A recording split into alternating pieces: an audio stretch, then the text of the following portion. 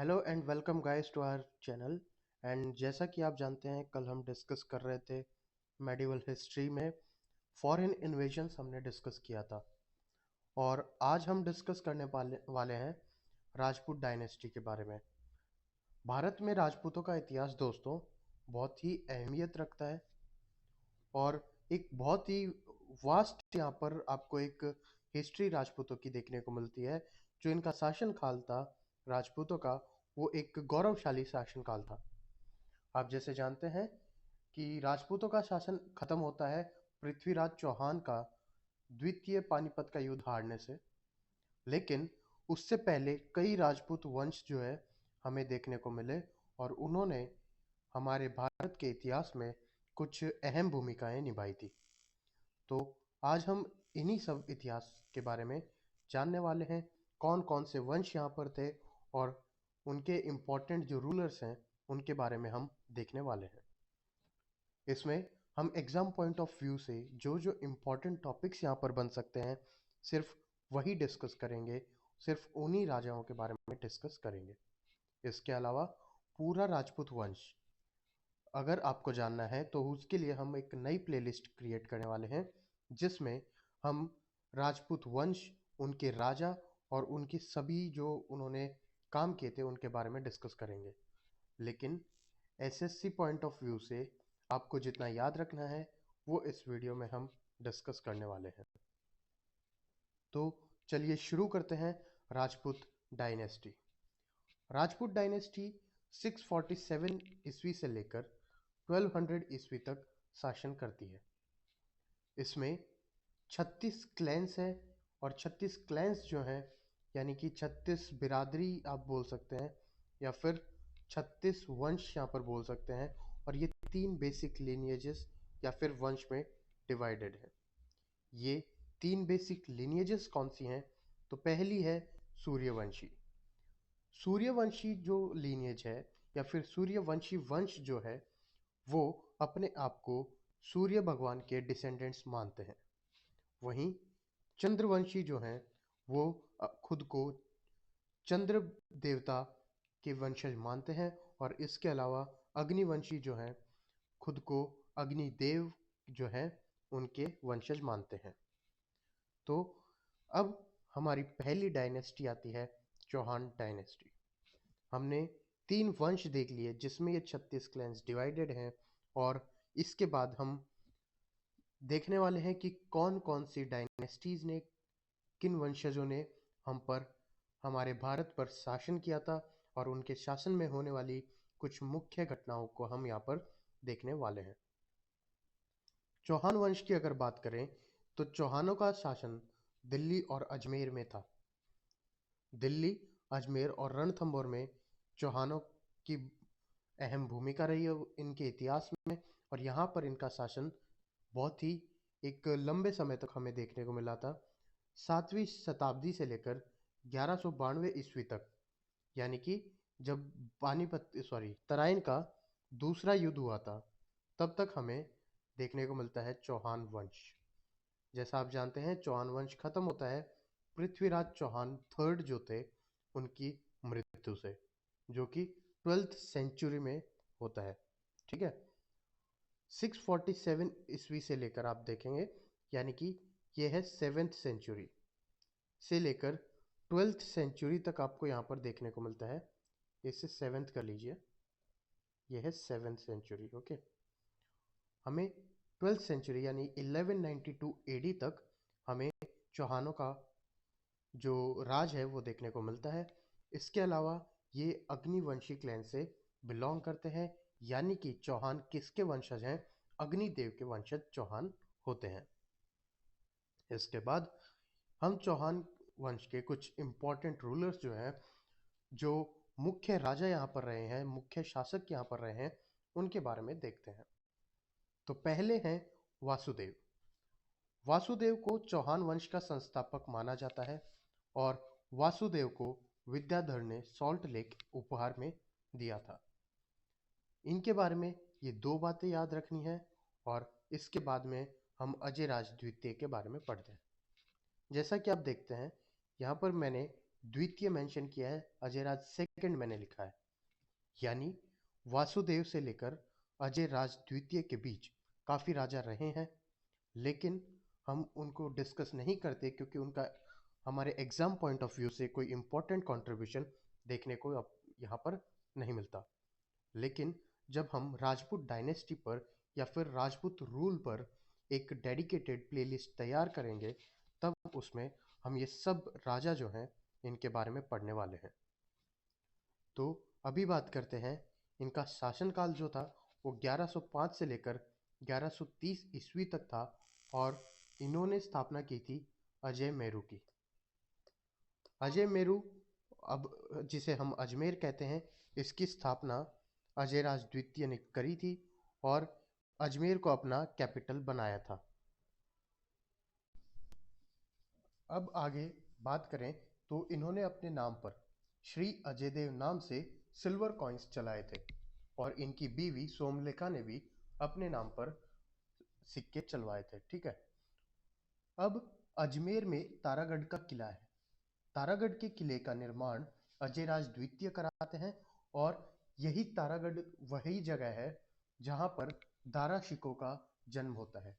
दारा शिकोह कौन है? तो दारा शिकोह शाहजहां के सबसे बड़े पुत्र हैं, जिसके मारकर या फिर जिसको युद्ध में हराकर और औरंगजेब जो है वो शासन में आते हैं, वो मुगल सल्तनत के बादशाह बनते हैं। तो दारा शिकोह का जन्म कहाँ हुआ था? तो दारा शिकोह का जन्म तारागढ़ के किले में हुआ था। आप देख सकते हैं इमेज में, ये है तारागढ़ का किला। एक बहुत ही मैग्निफिसेंट और बहुत ही बड़ा यहाँ पर आपको फोर्ट देखने को मिलता है, और ये आपको देखने को मिलेंगे अजयराज द्वितीय। ठीक है। तो ये एआई जनरेटेड इमेज है अजयराज द्वितीय की, और इन्होंने बनवाया था तारागढ़ का किला। और इन्होंने कौन से शहर की स्थापना की थी? तो इन्होंने अजमेर या फिर अजय मेरू शहर की स्थापना की थी और उसे अपना कैपिटल बनाया था। अब आते हैं अमोराज। अमोराज जो है, अजयराज की मृत्यु के बाद अमोराज राजा बनते हैं और 1130 से लेकर 1150 तक ये शासन करते हैं। तुर्की आक्रमणकार जो थे, उन्हें काफ़ी बुरी तरह से इन्होंने हराया था, और अजमेर में अन्ना सागर लेक का निर्माण भी करवाया था। अन्ना सागर झील का अगर निर्माण आपसे पूछा जाए किसने करवाया, तो चौहान वंश के अमोराज ने इस झील का निर्माण करवाया था। पुष्कर में इन्होंने वराह मंदिर बनवाया था, जिसमें एक बहुत ही सुंदर विष्णु भगवान जी की मूर्ति हुआ करती थी। जहांगीर ने जब पुष्कर पर हमला किया था, तो यही मूर्ति, विष्णु भगवान की मूर्ति, जहांगीर ने पानी में फिकवा दी थी। और ये सब कहानी है वराह मंदिर पुष्कर की। चालुक्य वंश के राजा हुआ करते थे कुमारपाल। ठीक है। कुमारपाल ने अमोराज को 2 बार युद्ध में हराया था। हालांकि अमोराज भी एक बहुत ही कैपेबल रूलर थे, और इन्होंने भारत में जो टर्किश इन्वेडर्स थे, उनको काफ़ी बार यहाँ पर हराकर और अपनी सरहदों की रक्षा यहाँ पर करी है। इसके बाद चौहान वंश के अंतिम शासक होते हैं पृथ्वीराज चौहान तृतीय। इन्हें पृथ्वीराज थर्ड जो है, उनके शासन में इन्हें राय पिथोरा की उपाधि से जाना जाता था, और ये चौहान वंश के अंतिम शासक हुए। और इन्हीं की मृत्यु के बाद में चौहान वंश या फिर राजपूत रूल जो है भारत में, वो खत्म होता है और मुस्लिम शासन यहाँ पर चालू होता है। इनका फेमस जो कैंपेन है वो है बुंदेलखंड कैंपेन, जिसमें इन्होंने चांदेल शासक को यहाँ पर हराया था, जिनका नाम था उदल। उदल को यहाँ पर हराकर ये, मतलब बुंदेलखंड जो कैंपेन था, इनको उसे सक्सेसफुल बनाते हैं, और एक नोटेबल वॉरियर थे उदल। ठीक है। इसके बाद में पृथ्वीराज चौहान जो है पहला बैटल ऑफ तराइन लड़ते हैं 1191 में। मोहम्मद गौरी सिंध को पार करते हुए, मुल्तान को पार करते हुए पहुंचता है भारत की भूमि पर, और भारत के हरियाणा में एक जगह का नाम है तराइन, जहां पर ये वॉर होती है। अब इस वॉर में गौरी भटिंडा पहले कैप्चर कर लेता है 1191, यानी कि 1191 में, 1191, ठीक है। उसके बाद आगे बढ़ता है तो तराइन में आपको पता है पृथ्वीराज चौहान की आर्मी होती है जिसका नेतृत्व कर रहा था गोविंद राय, प्रिंस गोविंद राय, ठीक है। अब गौरी की आर्मी को बुरी तरह से गोविंद राय की सेना हरा देती है और गौरी पीछे मुड़ जाता है। इससे पृथ्वीराज चौहान की विजय होती है और गौरी को यहाँ पर हार का सामना करना पड़ता है, जिससे गौरी वापस अपने वतन लौट जाता है। लेकिन गौरी यहीं नहीं रुकता। गौरी अब इंतजार करता है एक सही मौके का। इस बीच में संयुक्ता जो है, आप जानते हैं जयचंद की पुत्री संयुक्ता विवाह कर लेती है पृथ्वीराज चौहान से, और उसके बाद एक मतलब सेफ ग्राउंड मिलता है मोहम्मद गौरी को, क्योंकि उसका सपोर्ट करने के लिए यहाँ पर होता है जयचंद। और सेकेंड बैटल ऑफ तराइन जो है, तराइन के दूसरे युद्ध में, जो कि 1192 में हुआ, तब मोहम्मद गौरी की जो हेल्प करता है वो करता है जयचंद, जो कि कन्नौज का शासक था, और यहाँ पर मोहम्मद गौरी दूसरा बैटल जीत जाता है। अब यहाँ पर पृथ्वीराज की जो मृत्यु होती है उसको लेकर काफ़ी सारे कंसेप्शंस या फिर थियरीज दी जाती हैं, जिसमें एक फेमस थियरी है चंद बरदाई की पृथ्वीराज रासो, जिसमें वो कहता है मोहम्मद गोरी पृथ्वीराज चौहान को बंदी बनाकर अपने वतन ले जाता है, ठीक है। और वहां पर शब्द भेदी बाण से पृथ्वीराज चौहान मोहम्मद गौरी की हत्या कर देता है, और उसके सैनिक, मोहम्मद गौरी के सैनिक, पृथ्वीराज चौहान को मार देते हैं। लेकिन यहाँ पर एक सोचने की बात यह है कि अगर चंद बरदाई ये सब लिखता है तो चंद बरदाई पृथ्वीराज चौहान के साथ गया था, उसने ये पुस्तक कंप्लीट कैसे की? तो ये पुस्तक कंप्लीट की थी पृथ्वीराज चौहान की जो पुस्तक है, जो चंद बरदाई ने लिखी है, पृथ्वीराज रासो, तो चंद बरदाई का पुत्र उसे कंप्लीट करता है। और इसे काफी मिथिकल माना जाता है, क्योंकि पृथ्वीराज चौहान की सिर्फ इसमें अच्छाइयाँ लिखी जाती हैं, जो इन्होंने विजय हासिल की सिर्फ वही लिखी जाती है इसमें। लेकिन कुछ और हिस्टोरियंस जो है उनका मानना है पृथ्वीराज चौहान जो है, उन्हें बैटलफील्ड में बंदी बना लिया गया था, रणभूमि में बंदी बनाकर वहीं उनकी हत्या कर दी गई थी। अब जो भी हमारे पास कंसेप्शंस है, at the end Prithviraj Chauhan जो है वो सेकेंड बैटल ऑफ तराइन हारते हैं और यहाँ पर उनकी मृत्यु हो जाती है, जिससे चौहान डायनेस्टी जो है भारत में, उसका पतन हो जाता है। और इसी के साथ में राजपूत रूल जो है भारत में, वो भी खत्म हो जाता है। अब आगे आते हैं बुंदेलखंड के चांदेल, जो कि 9वीं शताब्दी से 13वीं शताब्दी तक यहाँ पर शासन करते हैं। इसकी स्थापना करते हैं चांदेल वंश जो है, उसकी स्थापना नानुक देव करते हैं, और नानुक देव 831 ईस्वी से लेकर 845 ईस्वी तक शासन करते हैं। बुंदेलखंड को उस समय जेज कभूती कहा जाता था, ठीक है। और जो कैपिटल थी चांदेल की वो खजुराहो हुआ करती थी, लेकिन इन्होंने बाद में क्या किया, चांदेलों ने खजुराहो से अपनी जो राजधानी थी वो ट्रांसफर कर ली महोबा, ठीक है। वो ट्रांसफर की महोबा।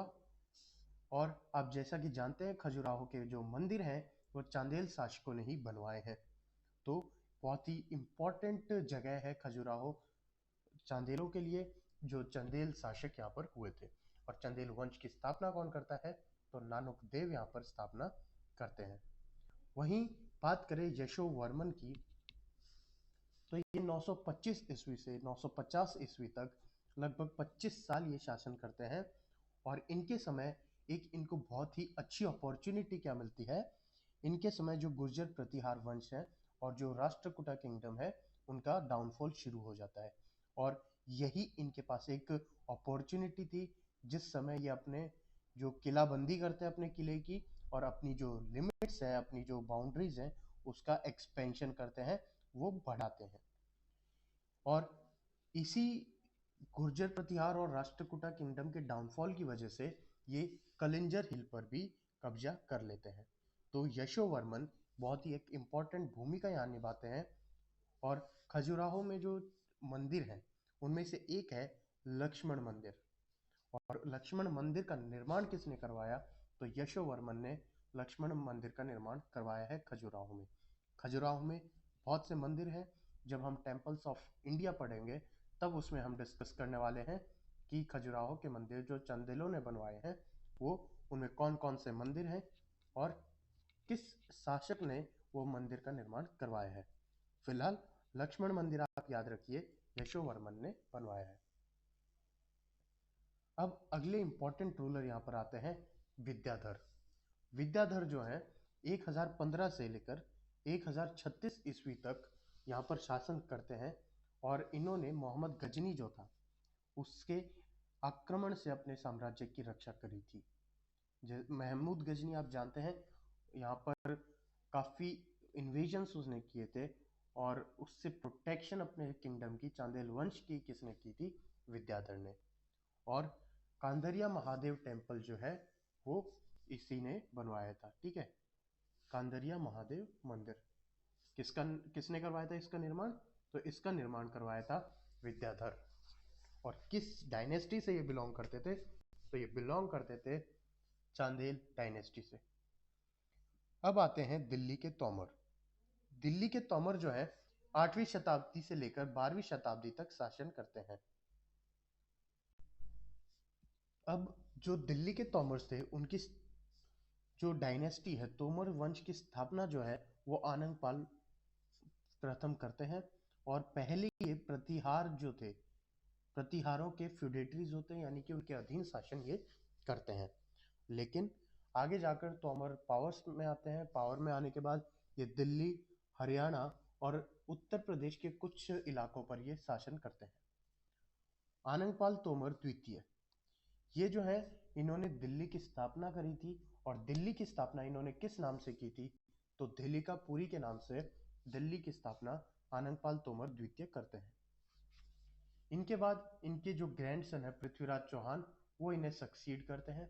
और चौहानों ने 12वीं शताब्दी के मिडल में जो है, यानी कि अराउंड 1150s के आसपास चौहानों ने दिल्ली कैप्चर कर लिया था। और यहाँ पर जो तोमर हैं इनके फ्यूडेटरीज बन जाते हैं। जैसे कि ये पहले प्रतिहार के अंडर में काम करते थे, प्रतिहारों के अंडर में ये शासन करते थे, वैसे अब ये तोमर्स जो हैं वो शासन करते हैं चौहानों के अंडर में। ठीक है, और तोमर वंश का ज़्यादा लंबा इतिहास यहाँ पर आपको देखने को नहीं मिलता। लगभग 8th से 12th सेंचुरी तक इन्होंने शासन किया है। इसके बाद हम बात करते हैं राठौड्स ऑफ कन्नौज या फिर कन्नौज के राठौड़ों की। तो राठौड़ जो है कन्नौज के, उन्होंने 1090 से लेकर 1194 ईस्वी तक यहाँ पर शासन किया था, यानी कि लगभग 94 साल का इनका शासन था। इनका रूल जो था वो था बनारस, अयोध्या और कन्नौज के ऊपर। जो इसकी ग्रेटेस्ट रूलर की अगर मैं बात करूं, उससे पहले मैं बता देता हूं इसके जो फाउंडर हैं वो है यशो विग्रह। ठीक है, यशो विग्रह इस डायनेस्टी, इस वंश की स्थापना करते हैं। और इसके जो ग्रेटेस्ट रूलर हुए वो हुए गोविंद चंद्र। लेकिन इसके रियल फाउंडर या फिर रियल संस्थापक जो इन्हें माने जाते हैं वो है चंद्रदेव, क्योंकि इन्होंने पहली आजाद डायनेस्टी जो है राठौड़ों की कन्नौज में स्थापित करी थी। उससे पहले ये फ्यूडेटरीज हुआ करते थे या फिर किसी ना किसी के अंडर में ये मतलब राज किया करते थे। लेकिन पहले इंडिपेंडेंट राजा जो हुए वो थे चंद्रदेव। अब इसके लास्ट रूलर जो है वो है जयचंद। जैसा कि मैंने आपको चौहान वंश के अंतिम शासक पृथ्वीराज चौहान की द्वितीय तराइन के युद्ध के बारे में बता रहा था, उस समय मैंने आपको बताया था कि जयचंद क्या करता है, 1192 में मोहम्मद गौरी की मदद करता है। ये बदला लेता है संयुक्ता के विवाह का पृथ्वीराज चौहान के साथ।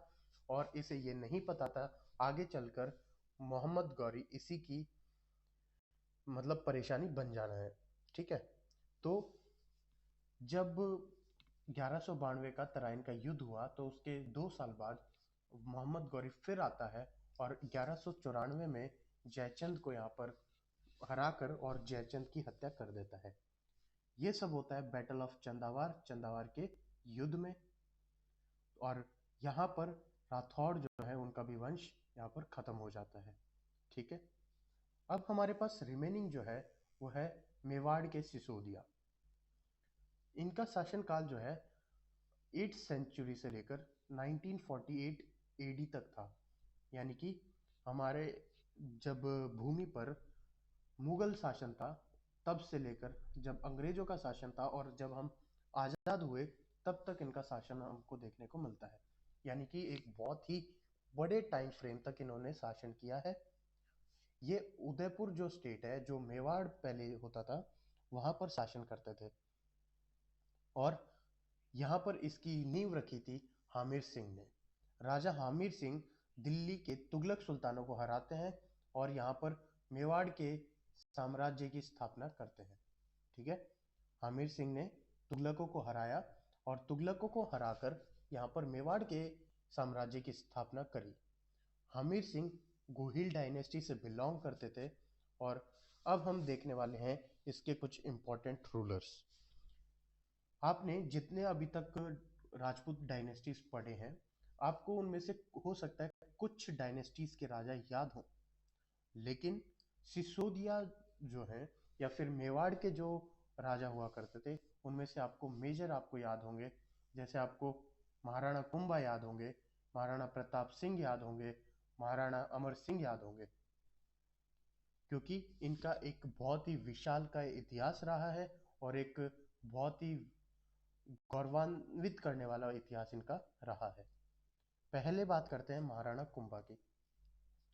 कहा जाता है इनके शरीर पर 80 घाव हुआ करते थे।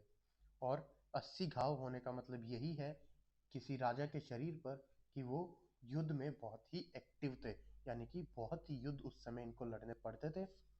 1433 से लेकर 1468 तक इन्होंने शासन किया और इनको जो उपाधियां मिली वो है हिंदू सुल्तान और अभिनव भारत आचार्य। ये दो उपाधियां इनको मिली और इसके अलावा इन्होंने चित्तौड़गढ़ में विजय स्तंभ की स्थापना कराई या फिर उसका निर्माण करवाया। इसके बाद काफी सालों बाद हम पढ़ते हैं महाराणा प्रताप सिंह।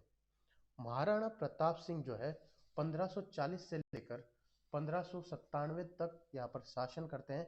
लगभग 57 साल का यहाँ पर शासन है और इन्हें लियोनिदास ऑफ राजस्थान कहा जाता है। और महाराणा प्रताप का एक बहुत ही मतलब गौरवान्वित करने वाला इतिहास है। जितने भी राजपूत रूलर हैं उनमें सबसे महान अगर कोई हुआ तो महाराणा प्रताप सिंह हुए। और अब जो बैटल ऑफ हल्दी घाटी है हर किसी की जुबान पर है। कैसे उसमें महाराणा प्रताप की सेना ने अपना शौर्य दिखाया था, कैसे वहां पर अपनी ब्रेवरी को डिपिक्ट किया था, अपने साहस को डिपिक्ट किया था। और ये जो बैटल ऑफ हल्दी घाटी है हुआ किसके बीच था, तो महाराणा प्रताप और मुगल सेनाओं के बीच में हुआ था। मुगल सेना का नेतृत्व कर रहे थे मानसिंह प्रथम, जो कि आमेर के थे, लेकिन ये मुगल सेना के मतलब लीडर थे क्योंकि ये मुगल सेना में कमांडर हुआ करते थे। ठीक है, इसमें हालांकि महाराणा प्रताप जी की विजय नहीं होती, लेकिन हल्दी घाटी के युद्ध को अगर याद किया जाता है वो सिर्फ इसीलिए क्योंकि उस युद्ध में महाराणा प्रताप थे। और महाराणा प्रताप उसमें एक बहुत ही एक ब्रेव जो फाइट होती है वो करते हैं और यहाँ पर हमेशा के लिए इतिहास में अपने सुनहरे अक्षरों से यहाँ पर अपना नाम दर्ज करा लेते हैं। यहाँ पर एक इम्पॉर्टेंट बात यह है कि जो मेवाड़ के राजा हुआ करते थे उन्हें हम महाराणा की उपाधि दिया करते थे। और अब हम पढ़ने वाले हैं जयपुर के महाराजा। और क्योंकि जयपुर के जो राजा हुआ करते थे उन्हें महाराजाओं की उपाधि दी जाती थी। तो यहाँ पर जयपुर में जो महाराज हुए उसमें इम्पोर्टेंट पहले जो हमारे महाराजा हैं वो है महाराजा सवाई माधो सिंह द्वितीय। 1862 से लेकर 1922 तक ये शासन करते हैं। ये महाराजा जो थे राजा राम सिंह द्वितीय जयपुर के, उनके एक्सेप्टेड या फिर एडॉप्टेड सन ये थे। ठीक है, इसके बाद पढ़ते हैं सवाई राजा जय सिंह। सवाई राजा जय सिंह यहाँ पर एक नई कैपिटल की स्थापना करते हैं एट दिल्ली। ये क्या है? एट दिल्ली, ठीक है। Delhi, sorry, Jaipur, at Jaipur. जयपुर में एक नई कैपिटल की स्थापना करते हैं और पहले इन्हें 1722 में आगरा की सूबेदारी दी जाती है। और ये क्या करते हैं, 5 जंतर मंतर यानी कि सैटेलाइट ऑब्जर्वेटरीज का निर्माण कराते हैं 1724 से लेकर 1735 के बीच, ठीक है। पहली सैटेलाइट ऑब्जर्वेटरी है न्यू दिल्ली, देन जयपुर, उज्जैन, मथुरा और वाराणसी। ये 5 जगहों पर जो सैटेलाइट ऑब्जर्वेटरीज हैं, जंतर मंतर हैं, उनका निर्माण किसने कराया है? सवाई राजा जयसिंह ने करवाया है। इन्हीं के पोते हुआ करते थे महाराजा सवाई प्रताप सिंह। महाराजा सवाई प्रताप सिंह, और ये निर्माण करते हैं हवा महल का। हवा महल का निर्माण किसने कराया? तो महाराजा सवाई प्रताप सिंह ने करवाया। और ये जयपुर शहर की स्थापना किसने की थी? तो वो सवाई राजा जयसिंह ने ही की थी। इस जो जयपुर की जो महाराजाज हैं, उनके लास्ट रूलिंग जो राजा थे वो थे मानसिंह, महाराजा मानसिंह। ये जयपुर स्टेट के लास्ट रूलिंग महाराजा होते हैं और ये 1922 से लेकर 1949 तक, यानी कि जब हमारा भारत आज़ाद होता है तब तक ये शासन करते हैं, ठीक है। इसके बाद हम देखते हैं कुछ राजपूत रूल जो है उसके बारे में कुछ फैक्ट्स हम यहाँ पर देखने वाले हैं। वो फैक्ट्स क्या है? तो पहला है कि एडमिनिस्ट्रेशन हम इनका देख लेते हैं। जो इनका एडमिनिस्ट्रेशन था वो कास्ट बेस्ड था। कास्ट बेस्ड एडमिनिस्ट्रेशन से मतलब क्या है कि यहाँ पर जातिवाद के अनुसार यहाँ पर पोस्ट और रैंक्स दी जाती थी। उसके अलावा यहाँ पर फ्यूडल नेचर था इनके एडमिनिस्ट्रेशन का। फ्यूडल नेचर होता है सामंतवाद से संबंधित, यानी कि सामंतों का यहाँ पर एक तरह से एक इम्पोर्टेंट कंट्रीब्यूशन होता था एडमिनिस्ट्रेशन में। यहाँ पर रैंक्स जो है वो डिसाइड की जाती थी हर व्यक्ति की, और उन्हें नॉबल्स बोलते थे। इन नॉबल्स को एक लैंड जो है, लैंड पोर्शन दे दिया जाता था, जहाँ से ये अपनी अर्निंग्स करते थे, उनकी इनकम होती थी और बदले में ये राजा के लिए काम करते थे, ठीक है। ये एक मेजर यहाँ पर देखने को मिलता है राजपूत रूल में, ठीक है। इंस्टेड ऑफ सैलरी ये लोग क्या करते थे, यहाँ पर एक लैंड का जो पोर्शन है वो किसी नॉबल को दे दिया। इस लैंड से जो भी इनकम ये जनरेट करता है उसके अवज में या फिर उसके रिटर्न में ये जो रूलर है उसके लिए काम करेगा, ठीक है। तो ये देखने को मिलता है राजपूत रूल में। अब आगे अगर बात करें तो अब हम देखते हैं उनका रिलीजन। राजपूत जो है, जैसा कि आप अच्छी से भली भांति जानते हैं, हिंदुइज्म के फॉलोअर्स हैं, यानी कि हिंदू धर्म में ये मान्यता रखते हैं। इसके अलावा इन्होंने क्या किया, बुद्धिज्म और जैनिज्म को भी संरक्षण प्रदान किया और उनके लिए यहाँ पर काफ़ी पेट्रोनेज इन्होंने दिखाया है, पेट्रोनेज दिया है बुद्धिज्म और जैनिज्म को, यानी कि इन धर्मों को भी बढ़ावा इन्होंने दिया है। अब जो राजपूत इतिहास है उनमें एक लिटरेचर जो है इम्पोर्टेंट पॉइंट बनाता है। लिटरेचर में पहले बात करें कि लिटरेचर की इम्पोर्टेंस क्या है, तो जो हिस्ट्री में जो लिटरेचर हमें देखने को मिलता है वो इम्पॉर्टेंट है, क्योंकि उससे हमें हिस्ट्री के जो इवेंट्स हैं उनकी क्रोनोलॉजी डिसाइड करने में मदद मिलती है। उसके अलावा हिस्ट्री में जो शासन हुए थे उनके बारे में, या फिर उनकी जो वे ऑफ लिविंग थी, उनका जो कल्चर था, वो हमें जानने को मिलता है। तो अब डिस्कस करते हैं कि राजपूत रूल के दौरान कौन कौन से इम्पोर्टेंट लिटरेचर्स हुए। पहला है चंद बरदाई के द्वारा लिखी हुई पृथ्वीराज रासो। पृथ्वीराज रासो में पृथ्वीराज चौहान के जो पॉलिटिकल एक्सपीडिशंस है, जो राजनीतिक विजय हैं, उनके बारे में यहाँ पर मेंशन किया गया है। लेकिन चंद बरदाई की इस पुस्तक को जो इतिहासकार हैं वो एक वैलिड लिटरेचर नहीं मानते, क्योंकि इसमें सिर्फ पृथ्वीराज चौहान की पॉलिटिकल एक्सपीडिशंस हैं, जो राजनीतिक विजय थी, वो लिखा हुआ है और काफ़ी बढ़ा चढ़ाकर इस बुक में पृथ्वीराज चौहान के बारे में लिखा हुआ है। तो इसे एक ऑथेंटिक सोर्स नहीं मानते। और यही कारण है कि जो पृथ्वीराज चौहान का जो तराइन का दूसरा युद्ध है, उसमें पृथ्वीराज चौहान की मृत्यु को लेकर काफी सारे असमंजस की स्थितियां वहां पर बनी हुई है। अब बात करते हैं भास्कर आचार्य की किताब सिद्धांत शिरोमणि। सिद्धांत शिरोमणि भास्कर आचार्य जी के द्वारा लिखी हुई बुक है एस्ट्रोनॉमी पर, यानी कि खगोल विज्ञान पर। खगोल विज्ञान या फिर एस्ट्रोनॉमी क्या होता है? तो ये एस्ट्रोनॉमी उस स्टडी करती है उस इवेंट्स को जो हमारे इन्वायरमेंट के बाहर होती है, जैसे कि प्लेनेटरी मूवमेंट्स, कोई गैशियस मूवमेंट जो हमें हमारे इन्वायरमेंट के बाहर यानी स्पेस में देखने को मिलती है, उसके रिलेटेड है भास्कर आचार्य की सिद्धांत शिरोमणि और एस्ट्रोनॉमी बेसिकली। अब आते हैं जयदेव ने कौन सी किताब लिखी है? तो जयदेव ने लिखी है Gita Govinda.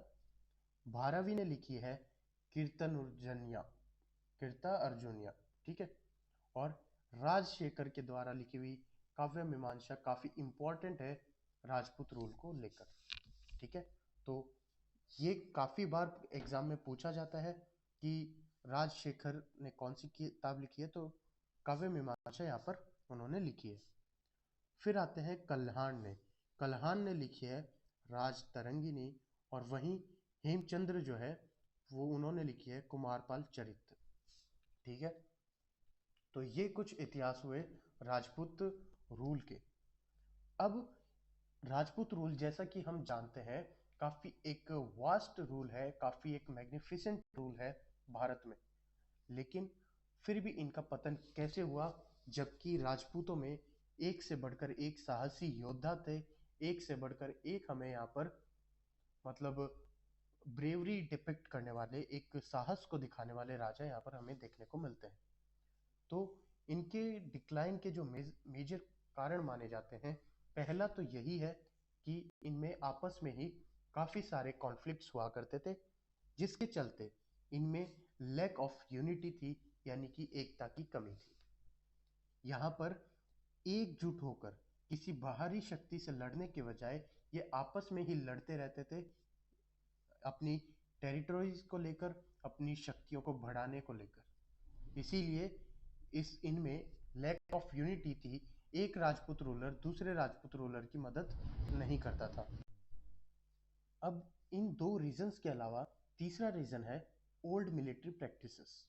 Old military practices क्या थी कि राजपूत रूलर अभी भी अपनी शक्ति के बल पर, अपनी सेना के बल पर और तलवार, भालों, तीरों इत्यादि से लड़ते थे। लेकिन वहीं अगर हम देखें, जो भारी आक्रमणकार थे वो अब बारूद का इस्तेमाल करने लगे थे, ठीक है। जैसे बाबर जब हिंदुस्तान आया था तो वो तोपें अपने साथ में लेकर आया था। और जब तोपें उसने चलाना शुरू किया था, पहले तो राजपूत रूलर्स जो थे उनके घोड़े हाथी यहाँ पर डरने लगे थे, जिसकी वजह से वो जो एनिमल्स का यूटिलाइजेशन जो अपनी मिलिट्री प्रैक्टिसेस में करते थे वो प्रॉपर नहीं हुआ। इसके अलावा राजपूत रूलर्स भी उन तोपों की आवाज को सुनकर, उनके भयानक जो वार थे उनको देखकर काफी हैरान हो गए, जिसकी वजह से यहाँ पर उन्हें काफी हार का सामना करना पड़ा। तो इन्होंने अपनी मिलिट्री प्रैक्टिसेस अपग्रेड नहीं की समय के साथ, और इसी वजह से जब भारी अटैक हुए, फॉरेन इन्वेजन्स यहाँ पर हमें देखने को मिले, तो राजपूत रूल यहाँ पर डगमगा गया। इसके बाद इनमें अपनी टेरिटरीज बढ़ाने की भूख थी, अपनी शक्ति को बढ़ाने की भूख थी, लेकिन यहाँ पर हमें पेट्रियोटिज्म जो है, देशभक्ति देखने को यहाँ पर नहीं मिलती थी। और इसी के चलते राजपूत रूलर्स जो थे वो काफी मतलब हार का सामना करते थे। उनकी एक ही भूख थी, अपनी शक्तियों का विस्तार करना, अपनी जो टेरिटरीज हैं उनका विस्तार करना। लेकिन देशभक्ति की भावना बहुत लेट यहाँ पर उजागर हुई थी। अब जैसा जानते हैं महाराणा प्रताप के समय ये जागृत हुई थी, उससे पहले अगर ये लड़ते थे तो सिर्फ अपनी शक्तियों को बढ़ाने के लिए। तो ये कुछ रीजंस थे राजपूत रूल के डिक्लाइन के।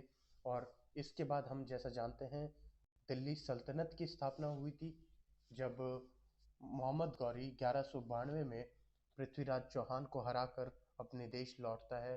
फिर उसके बाद चंदावार का युद्ध होता है, जिसमें मोहम्मद गौरी जयचंद को हरा देता है। तो ऐसे धीरे धीरे ग्रेजुअली क्या होता है, दिल्ली सल्तनत की स्थापना करता है कुतुबुद्दीन ऐबक, जो कि मोहम्मद गौरी का ही एक कमांडर हुआ करता था। ठीक है, तो अब अगले चैप्टर्स में हम डिस्कस करने वाले हैं मोहम्मद गौरी के अटैक के बाद में जो दिल्ली सल्तनत की स्थापना होती है उसके बारे में। ठीक है, दिल्ली सल्तनत में कौन कौन सी डायनेस्टीज आई थी, कौन कौन सी शक्तियां यहाँ पर हमें देखने को मिली, हम ये सब डिस्कस करने वाले हैं अगली क्लास में। तो आज के लिए बस इतना ही। आप, अगर आपको वीडियो पसंद आया, क्लास पसंद आई है, तो लाइक करें, शेयर करें अपने दोस्तों के साथ जो गवर्नमेंट जॉब की प्रिपरेशन कर रहे हैं। और इसके अलावा अगर आपको कंटेंट पसंद आ रहा है तो हमें कमेंट में ज़रूर बताएं कि किस पॉइंट पर हमें इम्प्रूव करना चाहिए और आपको किस चीज़ की ज़रूरत है। इसके अलावा व्हाट्सएप का जो चैनल है हमारा, उसकी लिंक हमने डिस्क्रिप्शन में डाल दी है, तो आप व्हाट्सएप चैनल ज्वाइन कर लीजिए जहाँ पर आपको रेगुलर पीडीएफ्स, नोट्स और क्लास अपडेट्स आपको देखने को मिलेंगे। तो थैंक यू एंड मिलते हैं अगली क्लास में गाइस। Bye bye.